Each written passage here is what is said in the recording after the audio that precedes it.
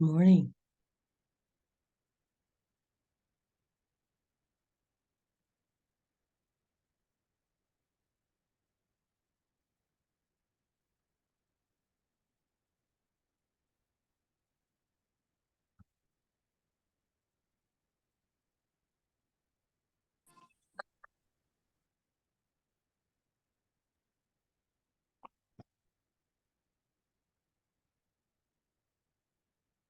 Good morning, Carlene. Good morning. How are you? Good. How are you? Good.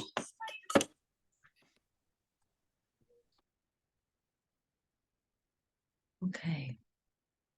So you're the only one here. Do you want to turn your camera on?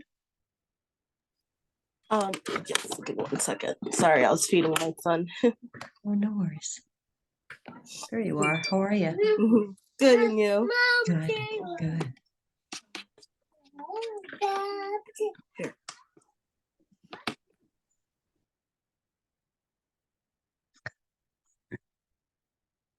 How are you feeling about exam 3?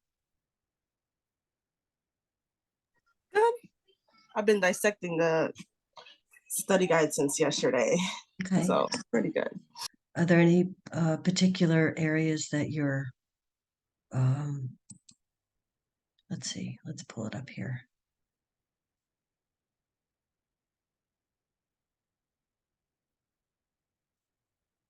Okay.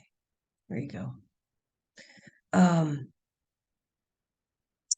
So you know what we're covering here, right? I put all the readings in the front, and so you could go back as a reference for the readings for each week. Then in week 7, we're covering infectious disease prevention and control, HIV, TB, STDs, bioterrorism, and disaster. Did you have any? I mean, since it's only the two of us, um, were there any areas that you wanted to cover?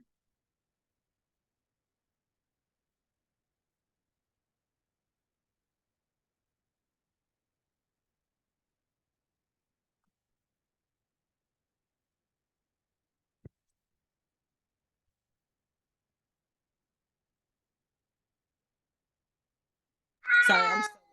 Oh, I had that's pushed okay. like more on the case management. Sorry. That's okay. Case management side? Okay. Let me just briefly go through infectious disease and prevention control. Couple of things. We need to know about the epidemiological triangle, right? The host, the agent, the host, and the environment, right? The agent is the whatever's causing the problem, right? Whether it's a viral, bacterial, right? The host is us, okay? Host is the living human. And so things like immunity, health, comorbidities all play a factor in how that condition's going to play out, or however the agent's going to affect the host. Okay. And then the environment certainly plays a factor. Um, is is the environment, how is it conducive to the active spread of the agent, whatever it is, right? Are we in close living quarters? Are we in a vulnerable area? Or is it affected by heat? Is it affected by cold? Right? And then we know the proper hygiene, single most important aspect of medical asepsis to prevent an infection, right? We know N95s for airborne diseases, so that would be like a TB, right? Contact precautions, right? That's where we're using gloves to prevent any contact with any kind of fluid. I'm right? so sorry, Miss Marva. This is for the exam. Right. Okay, Yeah, thank you. Hi, Crystal. Hey. And then we need to know about hepatitis. The main points about hepatitis. We know it's viral, attacks the liver. We know it's spread through fecal-oral contact. That's hepatitis A. B is bloodborne. And C is also bloodborne. Okay? And we know with hepatitis B, there's a vaccine for that. Right? Smallpox. The important thing to remember about smallpox is where it starts, right? It typically starts as red spots on the tongue and in the mouth. As we talked about in class, the one thing that has smallpox standing out is where it appears on the soles of the feet and the palms of the hands, right? And that doesn't happen in chickenpox.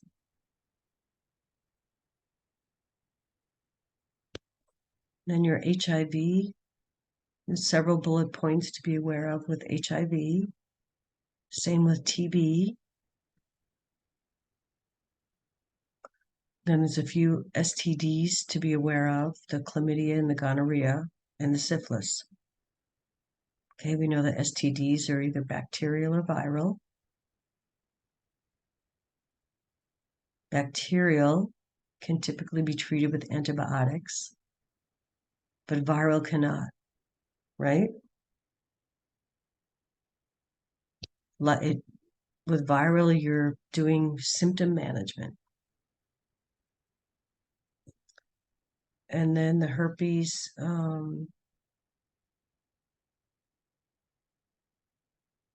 things to know about herpes, it's always contagious. It's not limited to the genital area.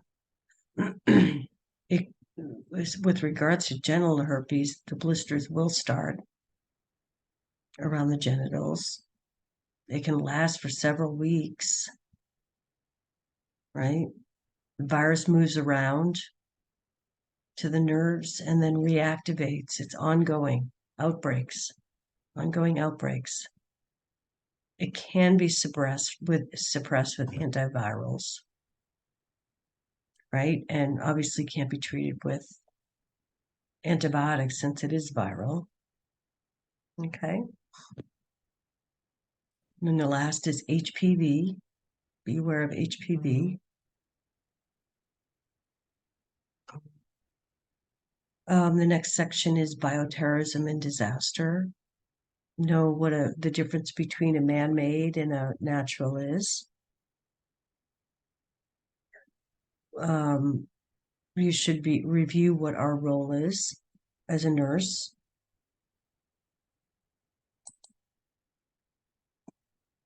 Okay. And then what about chemical spill or water? Let's see. Water, how is water, or when is water considered safe for drinking? There's a couple of factors. Boiling for 3 to 5 minutes, treating with household bleach, adding a 1 ml per gallon, and letting it stand for 30 minutes. And always educate to try and drain the water from the hot water heaters.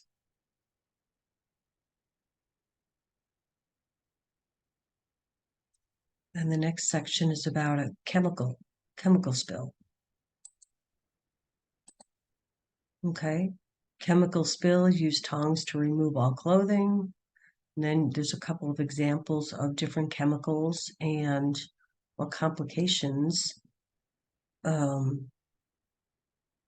occur, right? So if it's a Veskin agent, let's say mustard gas, the primary issues are going to be ocular, eye, dermal, skin, and respiratory, right? If it's a nerve agent like sarin, respiratory is the big, big issue with sarin. Respiratory complications, severe respiratory distress. If it's a blood agent, for example, cyanide, that is both dermal and respiratory. Okay?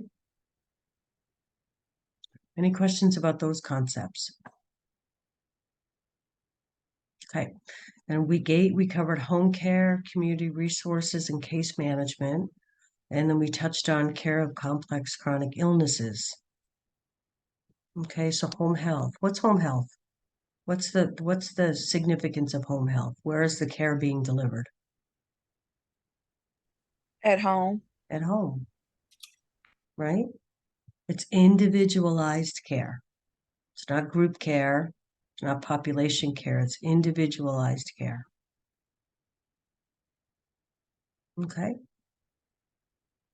So home health involves, the goal of home health is to facilitate self-care, right? We want the clients to try and remain in their home. We want them to try and have some control over their life and help prevent hopelessness and loss of self-esteem. So home health might be intermittent, like you get a visit from the home health nurse once a week, right? And maybe we're relying on others, family members, neighbors to help with that as well. Okay. So home health is really kind of a combination of, we can't rely on family members to do all the care or neighbors to do all the care. And that's why we introduce home health in those situations. It may be home health, may be to give antibiotics, maybe to help change dressings. It could be to help clients with ADLs, right? Help with their medication. And then, as we talked about in class, in home health, the assessment may take longer. Well, because we're now in somebody's home where they're guest, right? So really important to establish trust and build a positive relationship from the get-go, right? The other part of the home care assessment and why it may take longer than, say, a hospital setting is maybe we also have other things to consider, like supplies at home or equipment that needs to be in the home. Okay?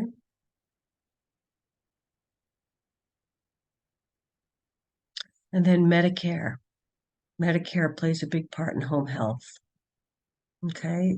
The Medicare program really emphasizes care of much more acutely ill clients rather than prevention.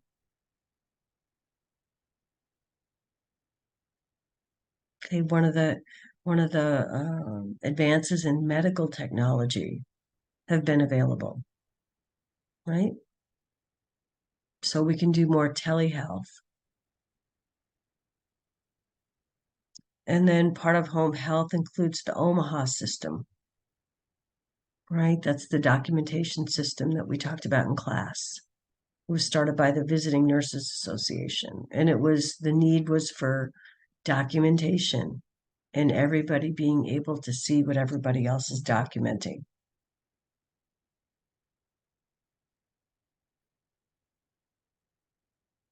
Okay. Organize the documentation, sort it.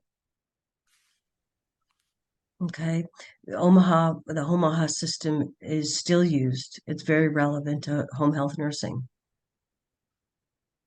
Okay. There are potentially so many people involved in home health, right? That this is an organized way to keep everybody in the loop, if you will. Okay.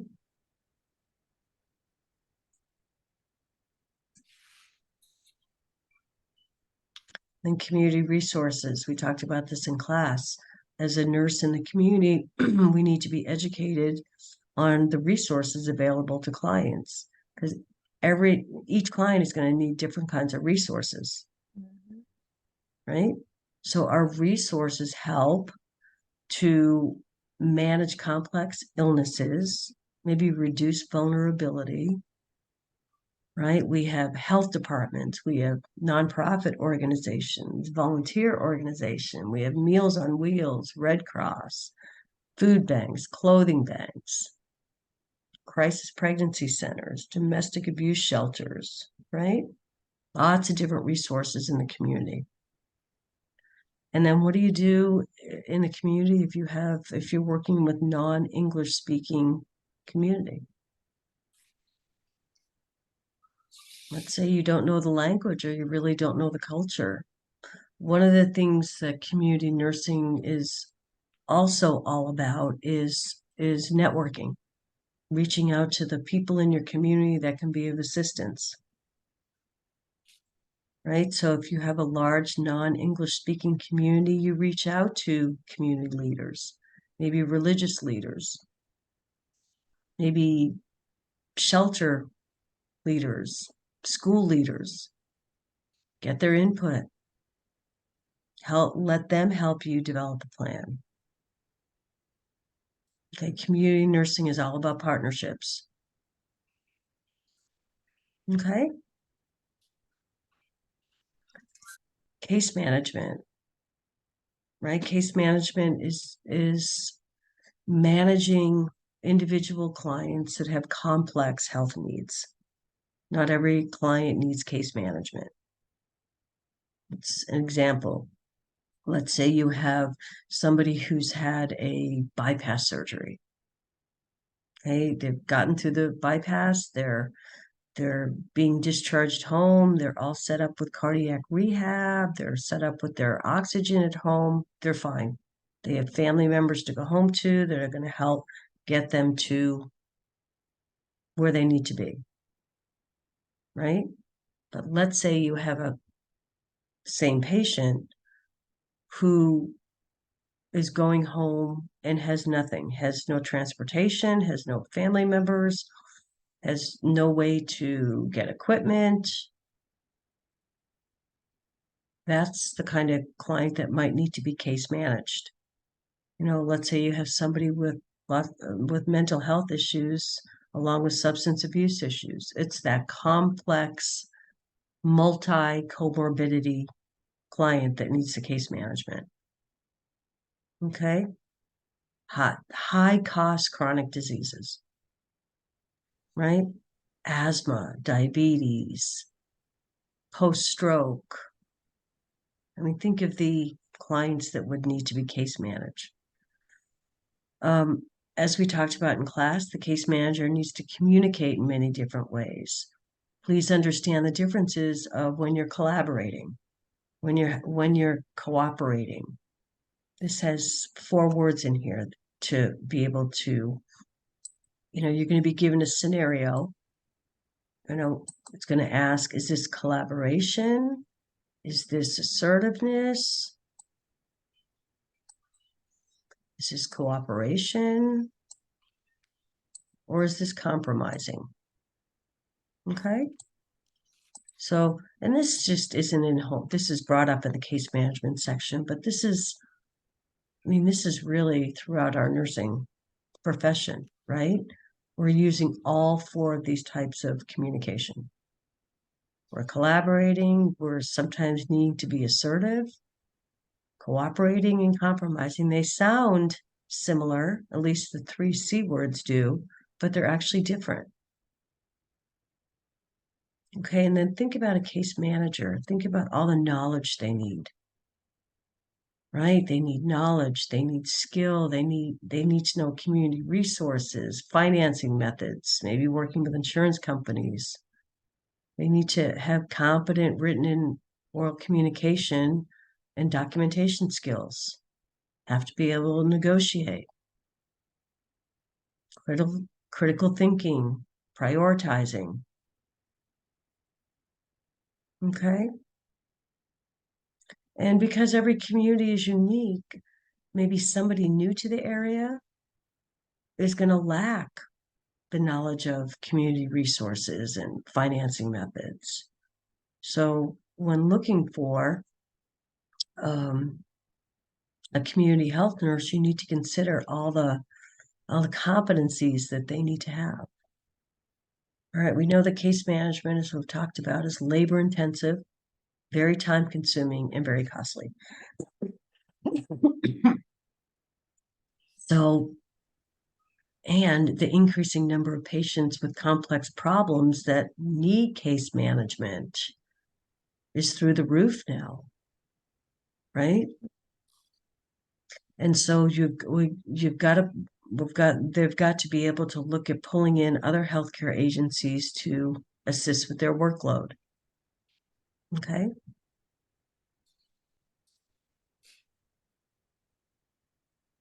Nurses who work in case management fulfill the roles. We have different roles. Sometimes we're acting as an advocate, a care coordinator, and even a referral agent, right? Lots of different roles. Okay. And then the complex care of chronic illnesses. Talked about this in class. Post-op care. What are we looking for? Pain management, potential complications. What assessments do we do? Circulation, urinary tract, skin wound healing, pain management, nausea, all the things we're assessing in a post-op patient, right? As we're preparing the client for discharge, we need to include the family members as well, right? We do want to encourage the client to be, trying to teach towards self-care as much as possible, but we do want to include the family in that. And then you can read about here, how do we prevent complications? Aseptic technique, turn, cough, deep breathe, oral intake, pain control, ice chips. This is all in the post-op. Okay. And then we're going to cover this week in class the human abuse and violence, cultural influences in nursing. A couple of things to know. One of the top risk factors for intimate partner violence, IPH, is previous domestic violence. With human abuse and violence, some of the leading risk factors for suicide are depression and other mental disorders or substance abuse disorders. And there's other risk factors. Maybe a prior suicide attempt, family history of suicide, mental disorder, substance abuse or violence, firearms in the home, and others. And we think about kids who threaten to harm others or who abuse animals. They're much more likely to hurt others or themselves.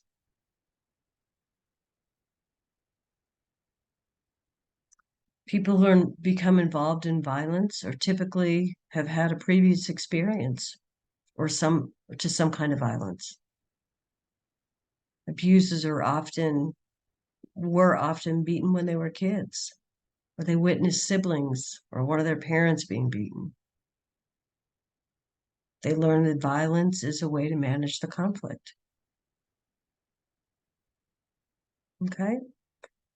And then what about parents with low social support?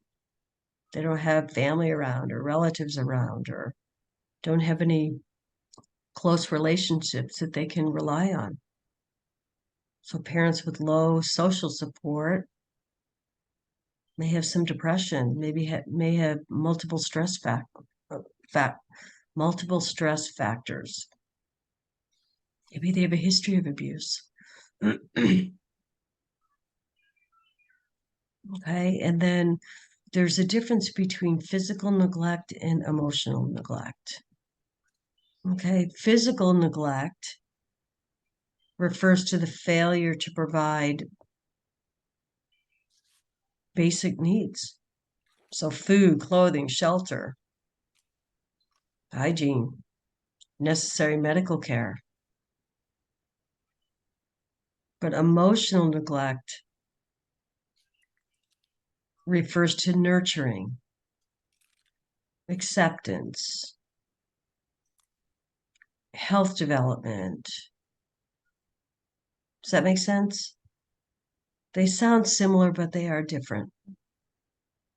Okay, so we as a community or as a community nurse need to be aware of the signs of neglect. Okay, if you witness a child or elderly not having their basic needs met, right? Maybe they're malnourished, maybe they're wearing dirty clothes. Neglect could be present. And we know that we're mandated reporters, right? We have to report. Whether it's at work, at home, in the grocery store, at the local park, we have to report. Okay. And the last section is cultural influences nursing. We've talked about culture the whole term. Okay. What is culture? Set of beliefs, values, assumptions about life that we pick up through typically through our socialization and our interactions with society in childhood. Right? Different ethnic groups may have different cultural similarities, but we're all unique. We all grew up differently, right? Culture encompasses a lot. What's the language? What's the perception around touch, personal space, body language? What's the perception of health? Maybe food preparation. You know, who's around at doctor's appointments? What's the view of health and illness? Okay, and our cultures certainly impact our family structures, childbearing practices, time orientation, eye contact, you know, that future oriented, present oriented, past oriented, right?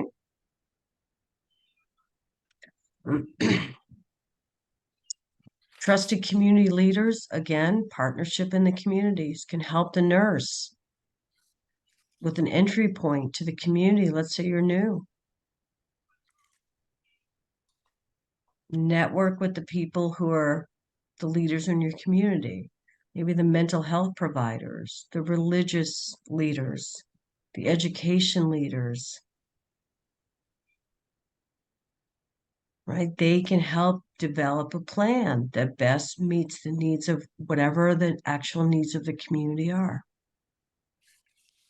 Right? Community leaders, we do know, they really know best about how to reach their community members in a culturally appropriate way. Right? Mm-hmm. And then this last paragraph speaks to cultural competence that we've been talking about all term. Cultural competence requires that we have to maintain an open and objective attitude towards people, all people in all their cultures, right? We don't want to look at everybody like they're the same. We need to be aware of our own thoughts and values and beliefs and avoid projecting those beliefs on others that you know better.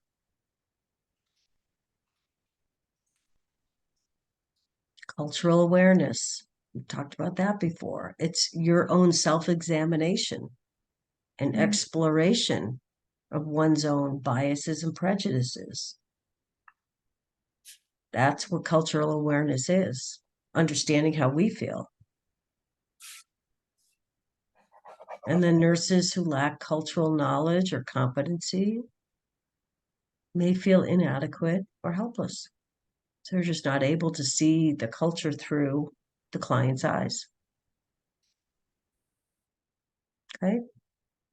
Then I put in the types of math questions. It's going to be, there's 5 questions, same as the last 2 exams, but I thought I would put this in there, calculating a single dose, calculating an IV dose over time, and then calculating a mils per hour question. So these are formulas. And again, if you need some help with math, I suggest you go back to the week 1 announcement I sent with Professor Bogart's tutoring session on her YouTube with regards to simple math, and really breaks it down very simply. So go back and review that if you need to. Guys, have any questions? Are there any areas that are unfamiliar to you? Or not unfamiliar, but if you've just started to look at the concept guide, this is kind of an introduction to it. So go through it, and as you get closer to the time you're taking your exam next week, reach out to me if there are any of these concepts that you're just not understanding, or you don't feel like you have a good grasp of. Reach out to me and schedule a time to meet, and we can go through that. Okay. What are you Looks like thinking? probably gonna be cultural influence of nursing. But I'm gonna read over it first. Yeah, And then I'm gonna read over it first. Well, and go back and review your weekly notes for 7, 8, and 9. 'Cause Okay. those are much more descriptive of each of these concepts. Yeah, because it looks like the stuff from like, what is it, 7? I guess that's what we doing. Like the 7, 8, bio, and 9. yeah, like the biohazard stuff. Mm-hmm. I'm gonna be able to do that. I know about home health. Mm-hmm. Because I worked with Okay. home health. My dad was on home health, so I kind of Mm-hmm. understand that a little bit. But Okay. but it looks like the only thing that I'm probably gonna be having trouble with is probably cultural influence. Because I know on one of the tests I had, it was kind of like, Mm-hmm. But I email you. I don't want to take up nobody's time. So Yeah. No. Just, do your due diligence, right? Do your own due diligence, like I always tell you guys. You do your own part first. Part 1 is coming to this, which is great. Part 2 is doing your own due diligence and studying and preparing. And then the last part is reaching out to me with what concepts you're struggling with and okay, schedule a time to meet. thank you. Does that help? Yes, ma'am. Perlene, you good? Yes. Yes, ma'am. Is this Oh, no. helpful? Okay. Thank you. You're welcome, Geraldine. We're all done. Miss Geraldine, I'll call you. Okay, thank you. You're welcome. All right, sorry, Miss, That's okay. Marcel. I'm gonna I'll put the recording in the announcements so you have this. But thanks for coming, you guys. And then I'll wait to hear from you on what you're struggling with, if anything, prior to the exam. Yes, Thanks. ma'am. Sound good? Yes, ma'am. Thank you. You guys have a good day. You You too. too. Thank you. You're welcome. All right.